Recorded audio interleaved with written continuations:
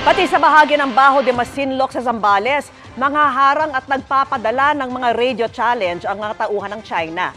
Itinataboy rin sila kaya dumadaing ang mga mangingisdang Pinoy para sa kanilang kaligtasan at kabuhayan. At yan po ang tinutukan ni June Veneracion.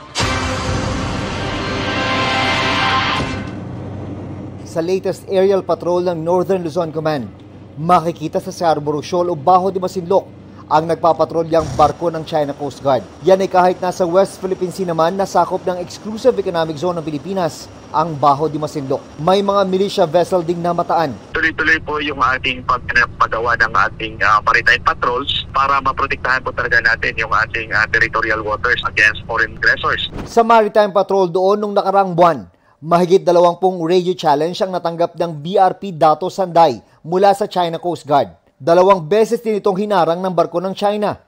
Pero nagtulong-tulong ang mga bangka ng mga mangingisdang Pilipino para harangin ang mga barko ng China Coast Guard hanggang makaangkla ang BRP Dato Sanday malapit sa Scarborough Shoal. Kuha ito ng mga gisdang si Ray nang huli siyang nagpunta sa Scarborough Shoal noong Hulyo. Hindi niya nakuna ng aktual na pangyayari. Pero naranasan daw nilang maitaboy ng mga tauhan ng China Coast Guard. Baka naman po, hindi po kami ayos, baka po tirahin pa kami ng water cannon, kaya po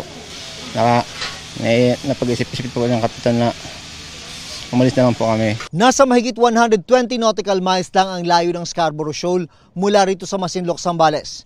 Pasok na pasok sa 200 nautical mile Exclusive Economic Zone ng Pilipinas. Pero sabi ng mga Pilipinong mangingisda rito, parang sila pa ang mga dayuhan kung tratuhin at pagbawalan ng mga Chino sa Scarborough Shoal. Limitado raw sa labas ng bahura ang pangingisda ng mga Pilipino dahil kontrolado raw ng China ang loob. Ang bahura pa naman ang nagsisilbing taguan ng mga mangingisda tuwing masama ang panahon. Sila talagang hari. Kawawa kaming mga Pilipino. Kawawa talaga. Maniwala ka, grabe. Kung saang sarili mong lugar ay ikaw mismo ang itinataboy at hindi yung mga dayuhan ang ating itinataboy. Ganun po talaga kadesperado ang nangyayari ngayon sa mga kasamahan po natin. Para sa GMA Integrated News, June Veneracion, nakatutok 24 oras. Mga kapuso, kasama nyo kami 24 oras. Mag-subscribe sa GMA Integrated News sa YouTube.